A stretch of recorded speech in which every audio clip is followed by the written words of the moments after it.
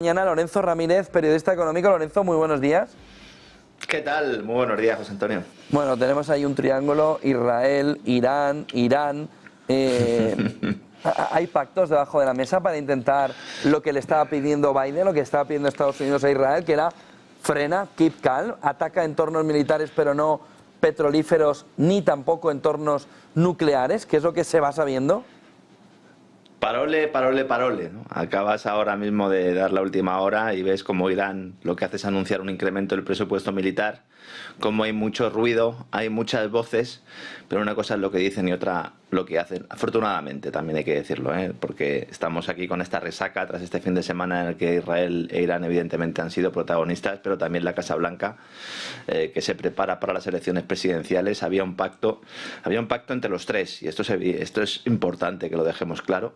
Esto es una buena noticia, porque el hecho de que haya cañerías o de que haya canales de comunicación que permitan, ¿no?, que se vayan avisando cuando se van atacando, pues también nos dice, no es la guerra de Gila, como algunos podrían pensar, pero sí desde luego que lo que hace es escalar la desescalada, ¿no?, en esta especie de mundo al revés que vivimos en nuestros días. Entre todos han pactado este ataque israelí a bases militares iraníes de corte quirúrgico, con aviso incluido, como sucedió cuando Irán atacó objetivos militares israelíes. Es verdad que esto es muy peligroso, porque supone encender una cerilla en una gasolinera, y aunque todos declaran públicamente que van a seguir escalando, excepto Estados Unidos, ¿no?, que dice, espero que esto ya pues sea el final, espero que estemos ante el final de toda esta escalada, al menos antes de las elecciones, y el gobierno de Netanyahu, bueno, pues evidentemente es el que sale perdiendo, entre comillas, porque no logra el permiso de Estados Unidos para ir más lejos en sus ataques, y los iraníes también logran tener la promesa norteamericana de que mantendrán a Israel en esta tesitura, al menos hasta que se conozca el resultado de las urnas en el país de las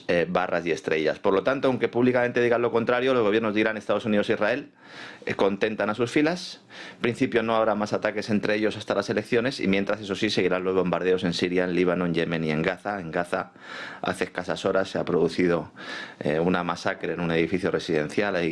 Había 150 personas allí refugiadas, han muerto cerca de 70 y hay muchos desaparecidos. La existencia de estos pactos no es algo novedoso. Irán ya ha avisado a Israel con antelación en las dos ocasiones en las que atacó objetivos militares en Tel Aviv este año. En esta ocasión ha sido al revés, con una Casa Blanca que no solo conoce los movimientos con antelación, sino que se lo filtra determinados contenidos a la prensa. Hoy día podemos ver ese reportaje en New York Times del pasado 24 de octubre donde nos explicaban lo que iba a pasar básicamente el viernes, lo que iba a producirse.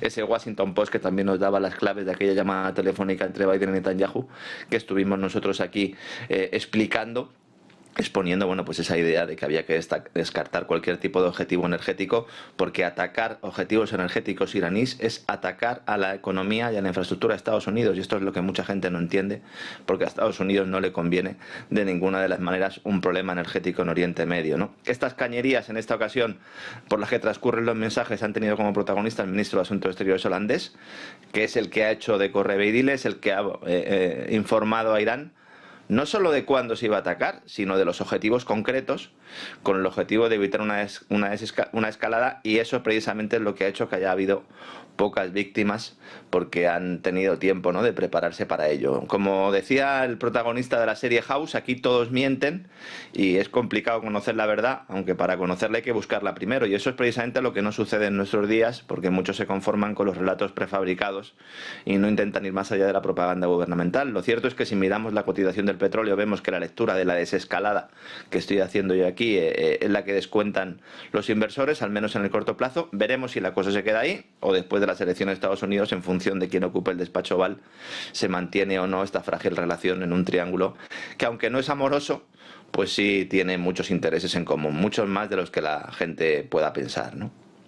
Hemos visto las elecciones en Georgia, lecciones sobre todo para el entorno de la OTAN, Unión Europea, de lo que se ha vivido en esas elecciones, Lorenzo. No, en estos momentos se está produciendo un nuevo recuento electoral. Han cogido 5 colegios electorales por zona de forma, bueno, dicen que de forma aleatoria. Ya tenemos a la gente en las calles, ya tenemos otros movimientos populares que nos recuerdan, ¿no?, a esas revoluciones de colores en su momento.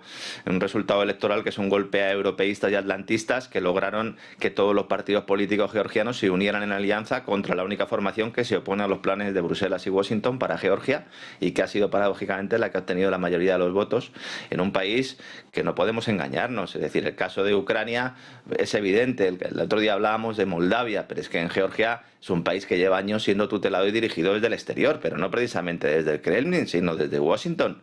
Es decir, ¿quién fue quien provocó una revolución usando para ello los tentáculos del Departamento de Estado? Pues Estados Unidos. Es que el territorio en el que hoy se ubica Georgia es verdad que ha sido siempre una zona caliente, zona frontera, multiétnica. Actuaba de tapón ya entre los grandes imperios y estados situados más allá del Cáucaso, entre el otomano, el persa y el ruso.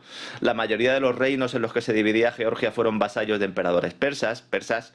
Hoy sería Irán, Persia, ¿no? Hasta que a finales del siglo XVIII, pues el rey solicitó la protección rusa y prácticamente, bueno, pues tras una serie de campañas militares que acabaron con esa supremacía iraní en el Cáucaso, pues todos estos países fueron incorporados primero al Imperio Ruso y luego posteriormente, después de la Revolución Soviética, a la Unión Soviética. De hecho, Stalin era georgiano, ¿no? Luego, en 1991, el país venía de una etapa caótica y violenta, salpicada de tensiones étnicas, luchas por el poder, varios tiras y aflojas con Rusia. Se producen esas elecciones del año 2003. Este repaso histórico lo estoy haciendo porque estamos en un momento muy parecido. En aquel momento se presentaba un tipo que había sido ministro de Justicia y que había estudiado en Ucrania en los últimos años de la Unión Soviética para recibir después una beca del Departamento de Estado estadounidense. Y contaba, además de con el apoyo de los medios de comunicación occidentales, con el apoyo de la Open Society de George Soros y de una organización estudiantil que se organizó para montar protestas, para montar lo que luego se conoció como esa revolución de terciopelo, revolución de las rosas. Afortunadamente no hubo derramamiento de sangre, pero estamos en un escenario muy parecido. La presidenta de Georgia, Salomé Zurabishvili, es oficial de carrera en el cuerpo diplomático de la inteligencia francesa, antes de ser designada embajadora de Francia en Georgia, donde ella y sus compañeros de la OTAN fundaron movimientos políticos para promover los objetivos de la OTAN. Es decir, cuando se habla de injerencia extranjera en Georgia, la presidenta es un agente de la inteligencia francesa. Es decir, ¿eso no es injerencia extranjera? Evidentemente, ¿no? Entonces tenemos ahí un contexto en el cual solo vemos la injerencia cuando está de un lado y no del otro, ¿no? Al final siempre tenemos una pelea, sobre todo en esta zona, entre la OTAN, Unión Europea por un lado y Rusia por otro.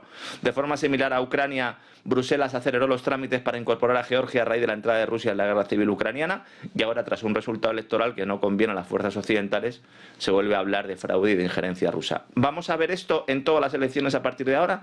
Es decir, siempre que gane las elecciones un partido que no quiera pasar por el aro de Bruselas o por el aro de Washington, se va a acusar de fraude electoral. Más allá de que haya podido o no haber irregularidades en la cita con las urnas, lo que está claro es que esta injerencia existe, pero que no es exclusiva de uno de los lados de la contienda. Llevamos más de 30 años con un pulso entre Rusia y la OTAN para usar Europa como un campo de batalla, como el pañuelo en el que limpiarse los mocos, y como no paremos los pies a nuestros supuestos socios al otro lado del Atlántico, vamos a ver cómo no solo se destruyen las economías europeas, sino que podríamos asistir a una guerra total, Dios no lo quiera, en la cual, como siempre, seremos los ciudadanos quienes suframos las consecuencias. Dejemos a los pueblos que decidan las alianzas internacionales de sus países y no intentemos forzarles a confiar en un sistema que además hace aguas por todos los lados y cuyas costuras están rotas desde hace tiempo, porque en caso contrario veremos golpes y veremos revoluciones diseñadas por despachos en los cuales los ingenieros sociales, desde luego, no buscan el bien de la sociedad, José Antonio.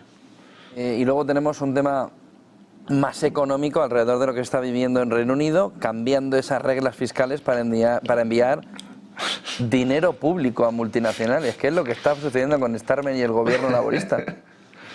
Estos eran los laboristas, ¿no? Los defensores de los obreros, ¿no? Nos va a dar tardes de gloria, ¿no? Sí, claro, distribución. Dice, no, el socialismo para los demás. Yo lo que quiero básicamente es coger el dinero y hacer una transferencia de rentas del que trabaja a las grandes compañías en esta especie de plutocracia en la que vivimos. Sabes que yo llevo mucho tiempo hablando de esto.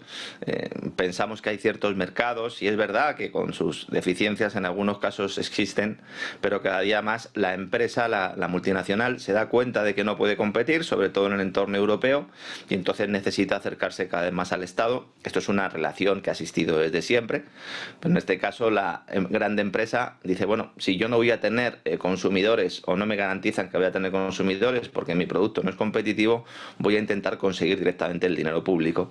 Eso es el plan Draghi, básicamente. Eso es la Europa Next Gen. Y en Reino Unido pues han llegado y han dicho, bueno, y ahora tenemos un déficit de inversión. Han sacado el libro de Keynes, pero solo se han leído la mitad. Solo se han leído la parte del gasto público, la de la deuda, la del equilibrio presupuestario no se la han leído. Entonces cuando han llegado allí y han visto, dice, oiga, es que tenemos una situación tremenda. Ya sufrió el gobierno de Liz Truss un ataque especulativo a la libra. Recordemos todos cómo acabó el gobierno de Liz Truss. El último gobierno del chico de Goldman Sachs, nuestro amigo el premier británico, no hizo lo que le dijeron y ahora llegan los laboristas y lo primero que hacen es manipular las reglas fiscales para quitar una parte del cálculo de la deuda pública, hacer que aparezcan de la chistera de la nada 50.000 millones de libras y entregárselo a las grandes multinacionales británicas que no pueden competir en este mercado que brilla cada vez más por su ausencia. Al mismo tiempo anuncian una subida de impuestos para los ciudadanos y para las pequeñas y medianas empresas porque dicen que tienen que garantizar la sostenibilidad de las finanzas públicas. Es decir, esto es una gran tomadura de pelo, esto es sorber y soplar al mismo tiempo. La ministra de Economía laborista no ha dado los detalles, ha tenido que ser The Guardian quien filtrara un poco la cosa para que el próximo 30 de octubre, el día de mañana, pues conozcamos los detalles y por lo menos pues no le tiren lechugas a esta señora. Recordemos que la imagen de la lechuga es famosa en Reino Unido, en la economía norteamericana, porque decían de Liz Truss, cuando era la premier británica, que iba a durar lo mismo que una lechuga fuera de la nevera. Pues al final duró más la lechuga que la señora Liz Truss, y al final estamos hablando, como digo, de unos 50.000 millones de libras que no están en ningún sitio, que va a emitir deuda a Reino Unido y que va pues a ponerlo en los hombros de sus ciudadanos y de sus trabajadores en una economía, la británica, de la que no solemos hablar. Nos fijamos mucho en la alemana con razón, en la francesa también. Se le acaba de reducir una vez más la calificación crediticia a Francia. La agencia Moody's el pasado viernes le dio otro palo a Francia, que es el otro enfermo de Europa, pero tenemos también un Reino Unido con muchísimos problemas y con unos bancos cargados hasta las trancas de deuda británica.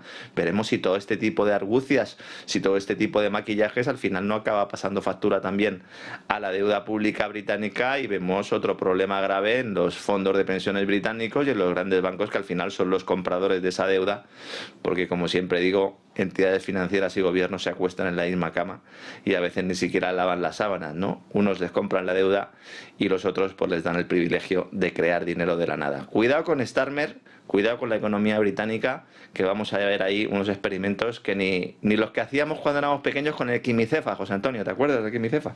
Sí, pues algo así. Ni se le acerca.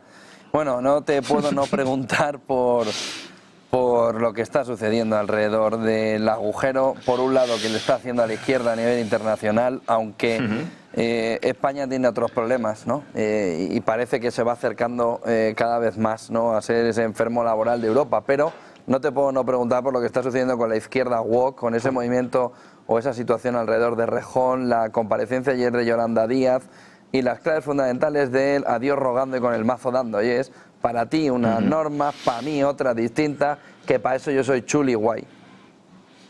Bueno, es que nosotros aquí lo hemos comentado y también en privado en muchas ocasiones, porque bueno, tenemos acceso a determinados niveles de la política, del mundo de la empresa, y la verdad es que una vez que se llegan llegamos a un determinado nivel, este tipo de prácticas pues lamentablemente son más frecuentes de lo que podríamos pensar, ¿no? Cuando leíamos todos esa carta de Rejón donde planteaba que había estado viviendo como un neoliberal y que tenía algún tipo de esquizofrenia mental porque lanzaba un mensaje y luego hacía otro, pues no dejaba de ser también, ¿no?, pues una hipocresía clara y pura, porque estamos hablando de gente que no ha trabajado en su vida, que de repente se encontró en un estatus importante, que han tenido, bueno, pues una situación en la cual pues parecían o se creían estrellas de rock.